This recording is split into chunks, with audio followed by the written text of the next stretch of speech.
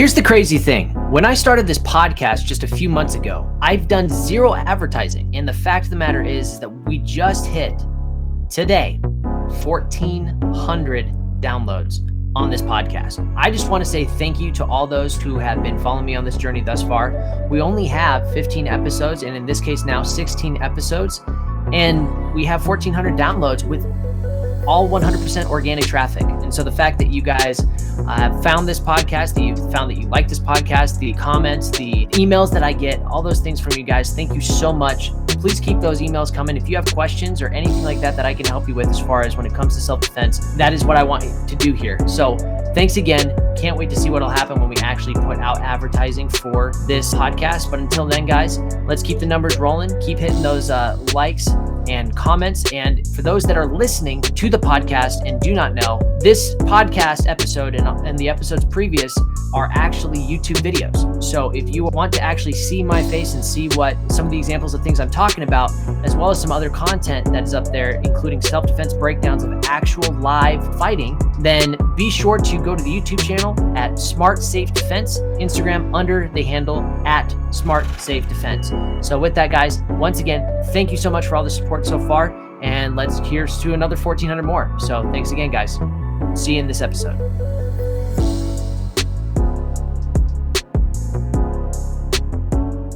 Anything that can go wrong will go wrong. In this episode of the Get Real Self-Defense podcast, we're going to be going over Murphy's Law and how you can solve a lot of Murphy's Law with what's called a PACE plan. Hello and welcome to the Get Real Self-Defense podcast. My name is Adam Jolly, helping find tips and tricks to help you become a more confident, competent, and capable protector for yourself and your family. Like I said earlier in the intro, this is about Murphy's Law. Some of you will know what I'm talking about when I bring up Murphy's Law. Murphy's Law is something that is used quite a bit in law enforcement and the military, and often it can be used in business as well. Interesting thing about Murphy's Law is it's not a literal law in the sense of something like the law of gravity, but it does carry a lot of weight. And really what it's about is encapsulating the idea of being prepared and expecting the possibility of things going wrong for you in whatever endeavor that you're going for. So like I said earlier, Murphy's Law is a popular adage, really, and it basically states anything that can go wrong will go wrong. This phrase, believe it or not, actually originated in the aerospace industry somewhere around the mid-20th century. And specifically in the 1940s, there was a man named Edward A. Murphy Jr., and he was an American aerospace engineer. So at Edwards Air Force Base in approximately 1949, during a rocket sled test, there was a scientist that was working under Mr. Murphy and had, according to the story, crossed wires incorrectly and it messed things up. And that was when Edward Murphy exclaimed, if there's anything that can go wrong, he'll find it. Or if there's any way to do it wrong, he'll find it. His remark later became known as Murphy's Law. Originally, from what I understand, it was kind of a joke, sarcasm, and then it turned into, oh, no, this is actually a concept. It evolved basically from that to a general statement used as a tendency for things that can go wrong in various situations. Murphy's Law gets used a lot in law enforcement and military, in particular, firefighting, first responders in general. There's a lot of things that you train for, but a ton that goes wrong, a ton of things that you can't control. This essentially is something that is taught in the military, not officially. It's not like an official concept. It was never an official concept taught to me, but when something went wrong in training or something went wrong on deployment, someone would just exclaim, Murphy's Law, bro. And the idea is that it doesn't matter what you do, there's always something that can go wrong. If it can go wrong, it will go wrong. So the idea is to strive for the best possible outcome while at the same time expecting that things are not going to go in your favor. So why does this apply to you? Why does this matter? Well, the reason why it matters is in self-defense, we are striving to prepare for those worst case scenarios of someone accosting us, someone attacking us, whether that be a home invasion, a carjacking, someone hacking into our bank account. There's all sorts of things that can happen, and anything that can go wrong will most likely go wrong. By learning and studying a little bit on Murphy's Law, we can kind of essentially acknowledge the possibilities. And then because we acknowledge those possibilities, we can prepare for those possibilities. If you play like an ostrich with your head in the sand and try to ignore the problem, then the problem is still can exist, even if you choose not to acknowledge it. You know how little kids, for instance, I have one of my sons, sometimes will plug his fingers into his ears and then just kind of go, oh, I didn't hear anything. I didn't hear you. So therefore it didn't happen. Well, it did happen, obviously. I have a younger brother and he's autistic. And he does the same thing sometimes. When he's walking away, you'll call out his name because he's trying to sneak away and run outside, and you'll see him plug in his ears as a way to say, since I can't hear you, it must not be happening. Obviously, that is not the case. So the idea of Murphy's Law for the military or for yourself when it comes to self-defense is the idea of being aware of potential hazards and risks. After you acknowledge that, prepare to minimize those risks, enhance your planning, and ensure that way greater resilience in your day-to-day life, or if you were in the military or firefighting, police officer, for your operations, for your cases, so on and so forth. It's a reminder basically to prepare yourself for the worst case scenarios. Essentially, with the idea of that being case, there's a really good summary that was used back in the day for Boy Scouts, now I guess known as Scouts. But back when I was a kid doing Boy Scouts and I earned my Eagle Scout, one of the things that was hammered into our heads, hammered into my head, was the essential slogan that was "Be prepared." The idea of be prepared encapsulates the whole thing when it comes to Murphy's Law and day-to-day life. So as an example of how Murphy's Law might apply to your day-to-day life that has nothing to do with self-defense, let's say you want to take your kids out to the water park. Okay, we're going to leave at 9 o'clock in the morning so that the sun is nice and warm by the time we get over there at 11. And while we're there, let's make sure that they have a change of clothes. Let's make sure that we have snacks. Let's make sure that we have extra cash in case we want to buy like ice cream or something at the water park. And let's make sure we have sunscreen and blah, blah, blah, blah, blah. And you go down the line, you prepare for all these different things. And then as you get there, there's a ginormous traffic jam, and it has nothing to do with you. It has nothing to do with your planning, has nothing to do with your activity, but now you're stuck in traffic. That essentially is a concept of Murphy's Law. You're now stuck in traffic and you're not able to get there at 11 like you thought. And so the idea behind it is that anything that can go wrong will go wrong. And you're going to hear me say that quite often. And so that's just a docile example. Another example would be you lock your doors at night and you are making sure that, you let's say you have a dog and the dog barks at a lot of things. And let's say that you maybe even have some Ring doorbell cameras, and you have these different things semi-prepared, ready to go in your house. And then maybe the Wi-Fi stops working or something, and the Ring doorbell cameras don't work. Or let's say that maybe in the middle of the night when you let the dog out to go pee, you forgot to lock the door. Just take your pick of a possible example that could go wrong. A window's left open downstairs. There's all sorts of things that can go wrong potentially, and that could cause that a home invasion can still very much happen. Or let's say none of those things were going wrong, but someone kicks down your door anyways and rushes you. Again, the idea of Murphy's Law, things that can go wrong will go wrong. And that's not a way to say that we should be all doomsday and think that everything's going to happen never in our favor and we're never going to have good fortune and we're never going to be lucky. But the idea is that if we can acknowledge the possibility, then we can prepare for it. If we see the hole, we can fill the hole. We can plug it. We can, if you see a leak sprung in your boat, you can do what you can to stop the hole from continuing. You don't just ignore it. One of the ways that we can solve this problem is the idea of what's called a PACE plan. And for those that are in the military and maybe in some law enforcement circles, you'll know what I'm talking about. But a PACE plan is an acronym. And PACE basically means primary, alternate, contingency, and emergency. And the idea is you have your primary plan. Like I said earlier, the primary plan is that we're going to leave at 9 and we're going to get to the nice fancy water park at 11. And we're going to take blah, blah, blah, blah, blah. All the things that I said before, we're going to have all these things prepared, ready to go. That's your primary plan. And then your alternate plan would be something like, okay, if the water park is too full, or if we are missing our window, then our alternate plan could be that we go to the beach or the movie theater or, a park or whatever else it is. And then your contingency plan would be something else. And your emergency plan would be something else. So for self-defense, it'd be something similar where maybe your primary plan is I'm going to go out and I'm going to use situational awareness as I go about my day, and we're going to go to the mall or go to the park and have a good time. Your alternate plan is that if you notice something going bad, if you notice that someone is off or is coming towards you, that in your intuition is telling you this is wrong, then your alternate plan would constitute making space, getting your family away.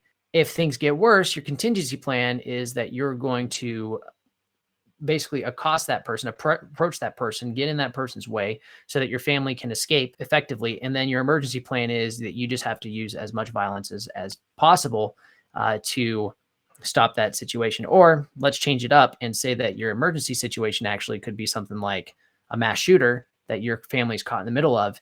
And your primary plan is just making general situational awareness. And then everything that's in between those, from the just general situational awareness in your everyday life down to the mass shooting scenario, those would be your different situations. Are you prepared for those different scenarios? Now, obviously, we can't be prepared for necessarily everything, but what are the things that you're confident in, and what are the things that you're not so confident in, or that is a worry for you, and be prepared for those. And part of that is considering your environment. There's a saying that was taught in the military that was understand your operational environment, know your operational environment. In business, you could apply that same phrase, understanding your operational environment in business, by really understanding who are you talking to, who are you selling to, who is trying to sell to you, what's the business deal, what are they looking for. I mean, you can go down the line, and your operational environment is, what are we doing, where are we at, how are we proceeding, are we at a golf course, are we in a business like a meeting room, smoking cigars and having a discussion.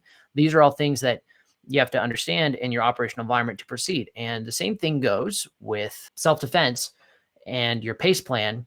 Your pace plan will be adjusted based off your operational environment. If you are going to be in swim shorts and you are at the water park, chances are you're probably not going to have a firearm, a knife, pepper spray, or anything like that on you at that time. That doesn't mean that someone can't walk in and have those weapons on them. What is your place plan? Do you know where the exits are?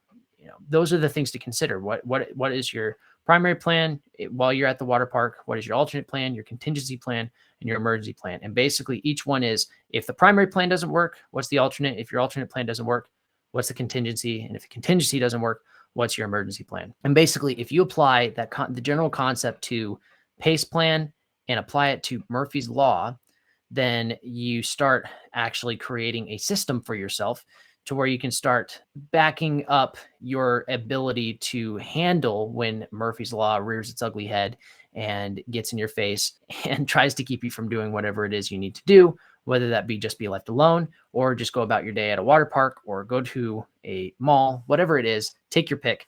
These are the things to consider when it comes to your Murphy's Law. To give an example of Murphy's Law, and this is a true story, a personal story that I just had a few weeks ago, and I've been thinking about for the last about 2.5, 3 weeks, whether, not, or how to share this story. Literally, I'm heading over to see Sound of Freedom. A lot of you, I'm sure, know what it is. And Sound of Freedom, by the way, as a side note, a fantastic movie. It's not like what I would call an amazing movie, in the sense of it's not really made to entertain, though it is still a movie.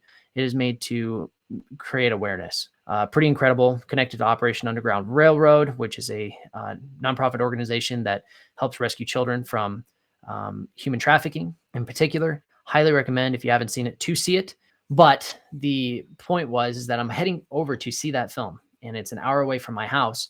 I have my kids with me. I have my wife with me, and my kids are going to be dropped off with my folks to hang out while the wife and I have a little, midday movie date to go see this film. And as I am about, halfway there, maybe a little bit more, about 40 minutes into this hour-long drive, I noticed that there's a bunch of cars on the highway, and it's not even really a highway. It's a state route, really, because I live a little bit more on the countryside. And on this state route, there's like 7 or 8 cars on the sides of the road, and that is abnormal for that environment. So that perks me up. And then I noticed that there's a messed up, completely destroyed motorcycle off on the shoulder on my right-hand side.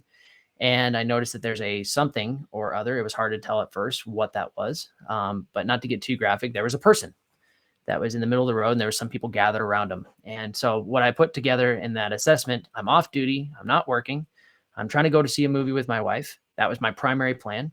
Murphy's Law reared its ugly head, and something went wrong. And it wasn't wrong necessarily for me, but something that got in the way of what I was expecting to happen in that routine in that day.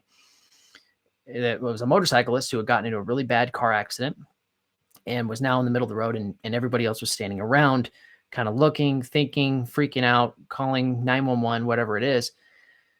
And because of the person I am and my background, my experience, as well as being the fact that I was that I'm a law enforcement deputy, though off duty, I grabbed my emergency, kit, which is an IFAC. Basically, it's a first aid kit that's for yourself, individual first aid kit, IFAC. And which had chest seals, it had tourniquets, it had, penny cutters, which are like little shears that you cut clothing with, all those things, blood clotting material. And I had this stuff to take over because I didn't know what to expect. And I ran over, and my primary plan was to apply tourniquets on this person, because if there's massive hemorrhaging or anything else, I was going to have to stop the bleeding. And when I get there, wasn't really any blood, wasn't really a lot of blood, and the person was not moving. So I checked their pulse. They had a pulse, but it was very, very rapid and weak. And for the few of you that will know, basically this person's on their way out, and they did not look good. I'm going to keep it off of the podcast and off of the YouTube channel, describing exactly what they look like. But they did not look good, and it didn't look like that person was going to survive at all. But someone had gotten on the phone with 911. I was in the process of checking their pulse and saw that their pulse was weakening and it was going away. I told them who I was, and they instructed me, yep, you're good to go. Just go ahead and do CPR. I was trained in CPR and moved on to applying CPR. When that happened, I did what I could, and the person still ended up passing. This is all to say that Murphy's Law will happen regardless of what you do. You could have a great day, sunshine, your day off, like me, planning to go see a movie, a date with the wife, take your kids over to visit your parents, and just have a good day and a relaxing day, and not expect that something like that's going to happen. And yet for me, it happened, where I had somebody who was in need, and I did what I could to help protect them, help save them, and it didn't work out in my favor. So the purpose of me sharing this is that you have a plan. The plan can go wrong. The plan can change drastically, and it could be something that's tragic, something that's traumatic, something that's violent. And just because you don't think it'll happen to you doesn't mean it won't happen, and doesn't mean that it can happen. It will happen. If it can happen, it most likely will happen to someone. It may not be you, but what are you going to do? And are you prepared to help that person if you are there? So that is just what I want to share with you guys, the concept of Murphy's Law and the concept of the PACE plan. And basically, if you have any questions on Murphy's Law or the PACE plan, you can feel free to message me down in the comment section of YouTube, or reach out to me at adam@smartsafedefense.com. As far as if you have any questions on those things or other concepts that we've discussed in the podcast in general. At this point, guys, I would love to continue to get your feedback. Please give me your feedback. If you've been enjoying this podcast, just go ahead and check out the YouTube channel as well. Give it a like, comment, subscribe. Let me know if you came from the podcast. And that's about it for this episode, guys. I appreciate you. Be sure to acknowledge Murphy's Law, and be sure to start applying that PACE plan. You can use it for emergency situations, or just use PACE plan for your everyday life. Get with your spouse, or if you're going to college, just get with the idea of putting together a PACE plan of how you're going to go about your day. And if things go wrong, what's your alternate plan? What's your contingency plan? What's your emergency plan? And with that, guys, thank you very much for watching, for listening, and train today, protect tomorrow. I will catch you guys next time.